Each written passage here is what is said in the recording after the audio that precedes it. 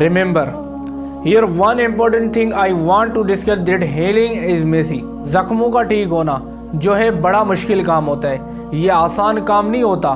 देखें, जिस्मानी चोट लग जाए तो छोटा सा बच्चा भी स्टूल रखेगा, उस पर चढ़ जाएगा और चढ़ने के बाद ऊपर से बैंडेज निकालेगा, बैंडेज को लगाएगा। उसको पता है जिस्मानी चोट लगने पर बैंडेज लगती है और वो लगाएगा। लेकिन जो नफसियाती चोट होती है, जब दिल टूट जाता है, जब अंदर से कुछ टूट जाता है और नफसियात के ऊपर हमला होता है, अब उसका तो किसी को पता ही नहीं चलता और लोग हंस रहे होते हैं, एंजॉय कर रहे होते हैं, लेकिन अंदर से टूट चुके होते हैं। बहुत जगहों पे ऐसे वाक़यात हुए हैं और लोग हंस रहे थे, एंजॉय कर रहे थे, लेकिन थोड़ी देर के बाद साइड पे गए और छलांग लगाई, मर गया। Because suicide is actually final collapse under ungrabbable weight. खुदकुशी करने वाले लोग 99% पहले किसी नफसियाती मर्ज में शिकार होते हैं और इतना ज़्यादा बोझ पड़ जाने के बाद ये आखिरी समत होता है जो नज़र आता है। तो कोशिश करनी चाहिए थी कि पहली दफ़ा उन चीज़ों से मायूस ना हुआ जाता, उन चीज़ों पर कनात और शुक्र अदा किया जाता, क्योंकि खुदकुशी तो हराम है। तो यहाँ पर ये बात याद रखें कि नफसियाती तौर पर कोई बंदा मरीज़ हो गया हो, वो अपने आप को ठीक कैसे करेगा?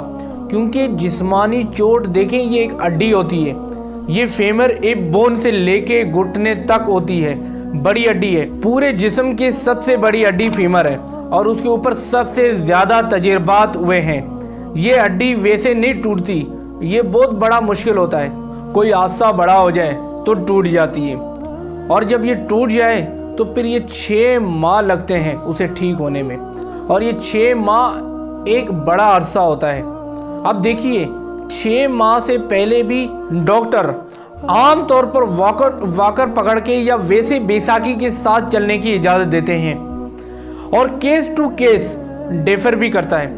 कुछ लोगों में उसकी हीलिंग प्रोसेस तेज़ हो जाता है। लेकिन देखें, अब ये जो ज़ख्म हुआ, घर वाले भी कह रहे हैं बेड रेस्ट कर लो, आप खुद भी बेड रेस्ट करते हैं। सूजन तो नहीं पड़ गई, जख्म में पस तो नहीं पड़ गई, खून तो नहीं निकल रहा, पट्टी कब तब्दील करवानी है?